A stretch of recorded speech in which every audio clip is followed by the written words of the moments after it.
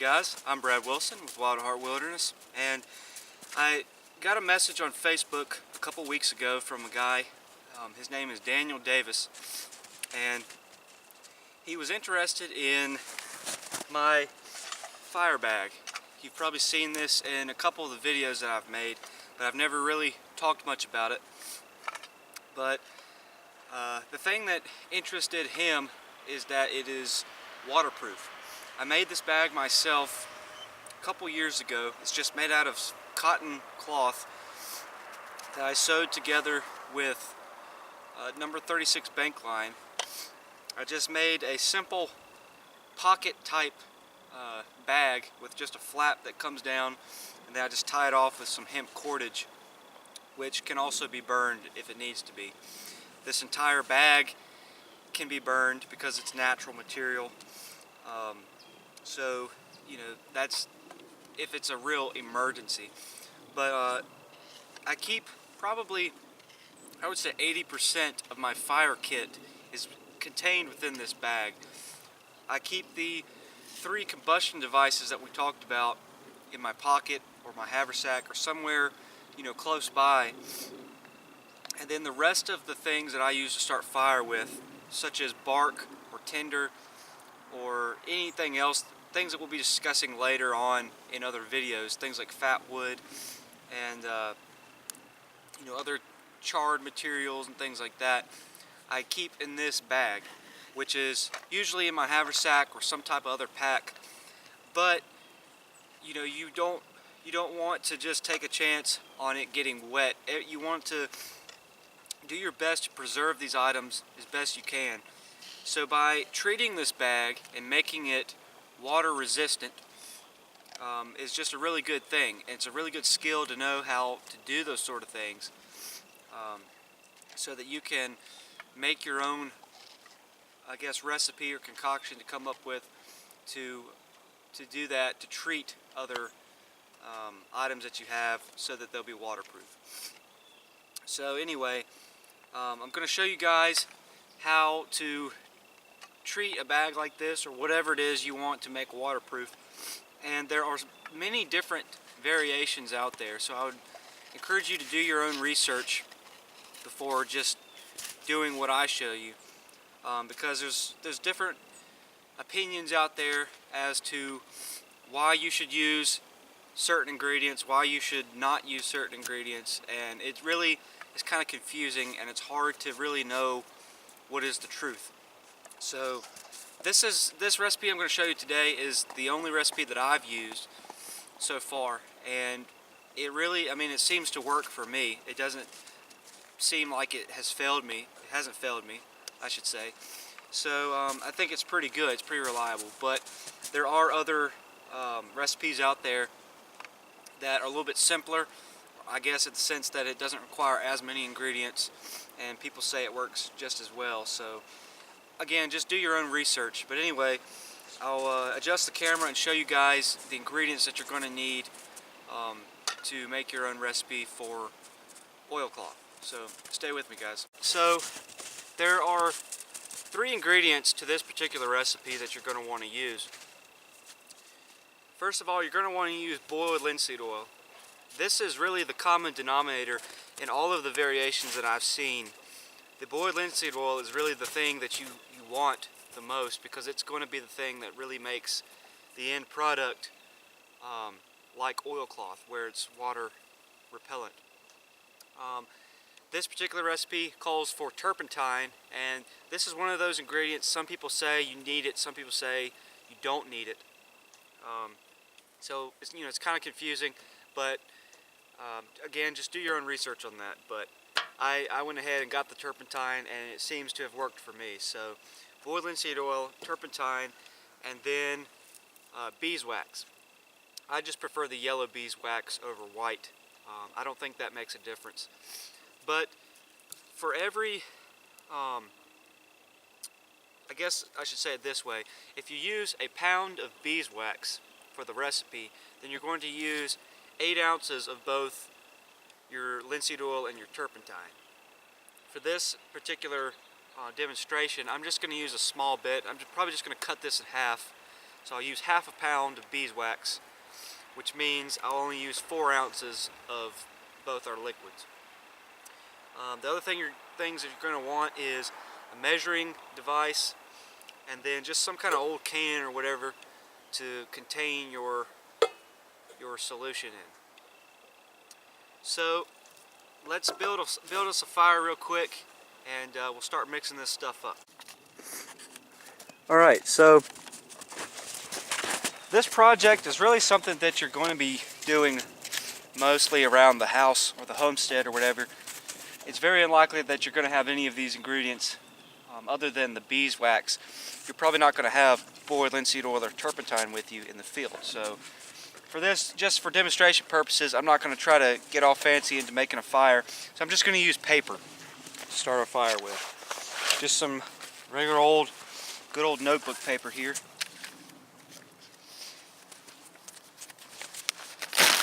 But even when starting a fire with paper, you still want to be methodical about it in a way. You still want to practice to the best of your ability making fire, even with something like paper, because you want to just ensure that you have a good fire. Because you may end up in a situation, if you carry a journal or a notebook with you, you may end up in a situation where if you need to make a fire real quick, and everything's around you's wet, soaking wet, and you don't have the skill level to create a fire using marginal material, then you may have to resort to tearing a few pieces of paper out of your notebook to start a fire with. So it's not a bad idea really to practice every now and then starting a fire, especially for things like this. Just start a fire with paper. Okay, get out of the fire pit. Go.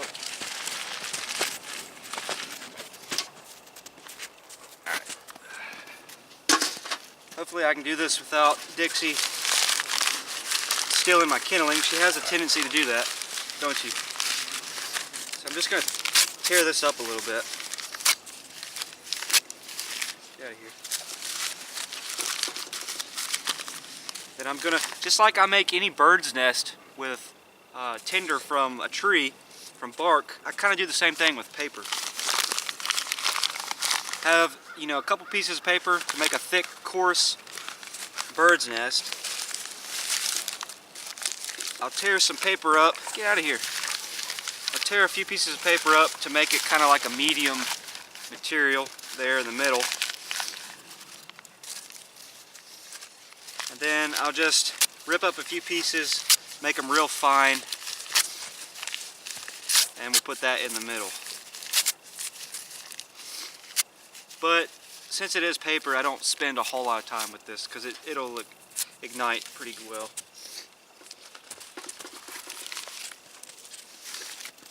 And because I do have snow right here on the ground, I think I'll just take a few pieces of this kindling I have here. Just go ahead and lay this down on the ground, kind of make like a little bed for our bird's nest. Maybe some of these larger pieces here.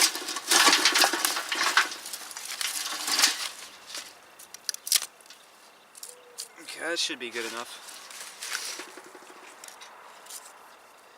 If some of the paper falls out, that's okay. Don't need to worry about that too much. Then we'll take our real small, fine pieces of wood here. It's like, smaller than pencil size. Just bunch it up, kind of chaotic. Plenty of oxygen flowing in there. And then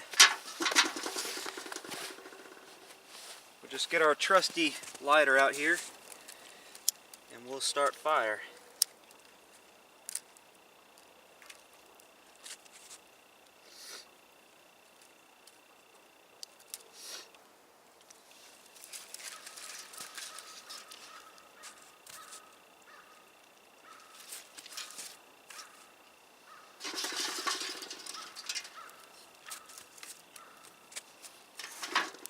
You don't want to get too close to that, you'll get burned. Don't get too close. You'll get burned.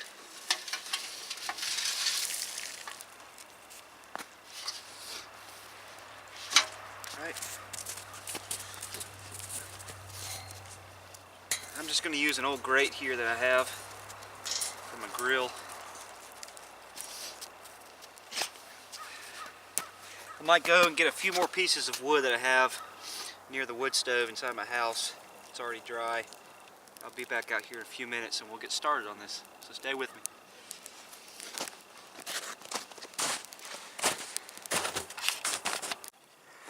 Alright guys, so we don't really need anything too big for this. I'm just got a little fire there with some coals, or a good fire there that's going to burn down to some small coals. What I'm going to do now is take this block of beeswax, take the packaging off,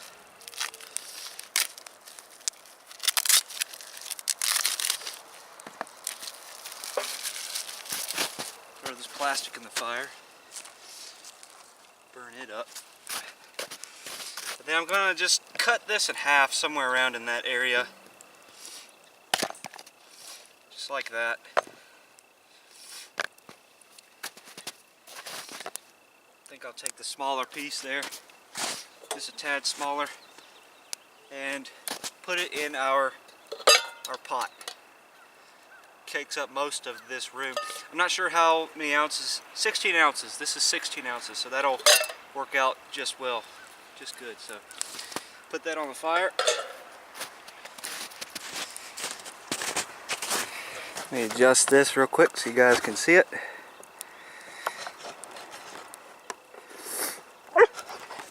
What is it? Alright, so that's going to burn down, and I'll get back up with you guys once that burns down, and then we'll start adding the other ingredients. Looking down in the pot, or the can, we've got our beeswax is almost burnt down just about. It's just a little bit left in there. I think at this point we can just go ahead and start adding in our other ingredients. So what I'm going to do, I've got the camera in my hand so I could give you guys a better look at this stuff. What I'm going to do is just measure out, since I used half the recipe, instead of 8 ounces, I'm going to use 4 ounces of the boiled linseed oil and the turpentine. So I'm going to go ahead and add the linseed oil here. If I can open it. I'm going to put the camera down. I'll be with you guys in a second so I can open this. Alright, so I'm going to add in 4 ounces.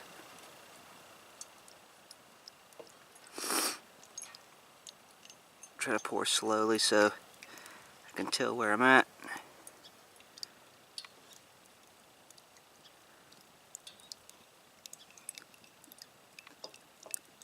Somewhere around there it looks like. I'm also kind of running kind of low on these ingredients, so half in the recipe kind of helps me conserve some of those things anyway. So we'll take it over and we'll just very slowly pour this into our other mixture, making sure we don't want to spill any of this on the fire and cause it to kind of come out on us. So just very gently do that. Take that away from the fire real quick. Then I've just got an old spoon here I made. I don't really care about it. I'm not going to plan on eating out of it anytime soon or in the future. So I'm just going to stir that up a little bit. And now at this point, I'm just going to... my dog's trying to lick... dog's trying to lick the measuring bowl. So at this point I'm just going to stir it up and let it sit there probably, I guess, I don't stop it, Dixie. I guess probably I don't know, 15 minutes or so, just to let that cook in a little bit. Then we'll pour in the turpentine. It's pretty much the same thing, so I'm not going to show you guys that. I'll let that cook down and then I'll show you guys the finished product, so stick around. Alright guys, so back here in my basement now, This stuff has cooled off just a little bit, but it's still like a liquid. But when it completely cools, it will become kind of like a candle. It'll become somewhat solid, similar to the way I guess tallow or a candle would become. But I'm just going to go ahead. You could wait for it to cool till it becomes like, you know, solid, almost like a paste. Scoop it out and just kind of smear it in. That'll work. But the easiest way is while it's cooled off a little bit but still a liquid, just get you a paintbrush or whatever and dip it in there and do it that way. Just for example, I have been wanting to do this for a while too, to these, but I ordered me, these are actually small, too small, but I ordered me, so these are muslin, I believe, or either Osnaburg. I believe it's muslin, just cotton muslin bags that you can get off Amazon. My intent was to buy a pack of these to put coffee or jerky or things like that to put in my haversack to have on just like a couple overnight type camps. But these will work. They're a little bit too small, but I have found different uses for them. But because they're just that natural cotton material, I thought, you know, why not use this as an example to put the mixture on to make this kind of like oilcloth. So just use that as an example. I'm just going to take the paintbrush, dip it in there a little bit, and just kind of paint this on here. Let me see if I can zoom in on this actually.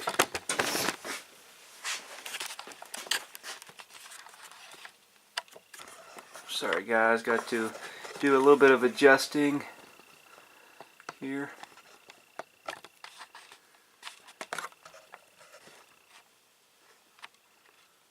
Alright, that should be good right there. I'll try to stay out of you guys' way. Paint this on here.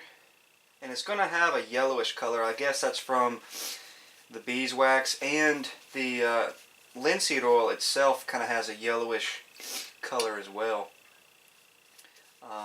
There are different recipes out there, some that negate the beeswax and the turpentine, where you just use boiled linseed oil and some type of pigment, a pigment like you would use in a barn paint. I forgot the technical term for it, but some people actually will do that. They'll just go out and buy barn paint that's already red, and then because that's already got the pigment to it, it's already got linseed oil in it, and they just use that. Get the other side here. Sorry about my arm. I didn't notice my arm was creating a shadow. Sorry about that, guys, but I wanted to get you guys in close on this so you could see it. I'm getting the tassels there too. Yeah, this stuff is still warm, so it takes a little bit of time for it to cool off. But I feel like it's best to just go ahead and do it now. It's easier to paint it on while it's a liquid. But yeah, so anyway, there's different methods out there. Like if you don't like this yellow color, you can figure out different methods of creating oilcloth type mixtures that will allow you to add color to it. So if you want it to be brown or red or something else, you know, you can figure out that there's different recipes out there. And so at this point, now that we've got this completely coated and covered pretty well, we can take a hairdryer to this. Let me flip this over. We can take a hairdryer to it, or a heat gun or something, and that'll really set this in. But since this thing is so small, and I really don't know exactly where my hairdryer is, I'm not going to worry about that right now. I'm just going to let that sit. It shouldn't take too long for that to dry. And then once you've done that, you can come back here and do a second coat or whatever. But really just a first coat like that should work pretty well. For a while, it is going to be, this particular mixture is going to be oily and kind of waxy. So I just want to let you guys know that I made this fire bag 2 years ago, I think, or a little more than a year ago, and it still kind of has a waxy. I mean, it's not sticky like. I mean, I can do this, and it's not like anything residue or anything's on my hands, but it has that waxy feeling. It's not professional like my haversack here, though. That's also oilcloth that I got from the Pathfinder school. You know, that's a little more professional. It's oilcloth material, but it's not as sticky. They have a way of doing it. They know how to do it right. But this, it does leave it a little bit sticky, waxy. But I mean, that's really not a problem as long as it works. You know, that shouldn't be a big deal. As you can tell, I noticed here. If you guys can see that, it's kind of dark. I don't know if you can see it, but on the outside of this brush here, it's already starting to kind of harden like a candle or something because of that beeswax. And so eventually that's what this liquid will do as it completely cools. It'll become pretty much almost like this bar of beeswax. It'll become kind of solid, a little bit softer than that, where you can kind of scoop it out like a paste. You could put it in a small tin at that point, or a small little bottle like this AK oil bottle or whatever it is. I got it at a gun show. Dave Canterbury, in one of his videos, he talked about where he used to put deer tallow. He would render down deer tallow, pour it in here, and once it solidified, he had it, you know, inside this little metal container here, and he would stick it next to the fire, let it cool down, and then he could pour it on things, use it for different reasons. And so, I mean, you could take that idea and use it with the oilcloth if you wanted to. But, you know, again, oilcloth, this oil recipe, this is not something you're really going to be doing in the field. It's just something that is a good thing to know and to learn, I think. Something that you can do at home or on the homestead. I'm going to zoom out. No need in sitting here talking about it too much longer. Anyway, I hope you guys have enjoyed this. Daniel Davis, I hope you enjoyed this video. Hope that you learned what you wanted to learn from this. Again, I encourage you to go out and do your own research before trying this method, because I can't really compare it to any other method because it's the only one that I've done so far. There are a couple other ones that seem legitimate. I'm trying to think of his name. Steve Davis. His YouTube channel is Woodcrafter76, I believe. He's got a really good video on how to do this using linseed oil and pigment, which is like a red pigment that you add to it to make it, you know, whatever color you want. He's got a good video on that as well, and I'm sure there are plenty of other videos out there that are good as well. So anyway, thank you guys for watching this. Thank you for all your views, all your likes, and all your support. I'm Brad Wilson with Wild at Heart Wilderness, and until the next one, get out in the woods and stay wild, guys. Thanks.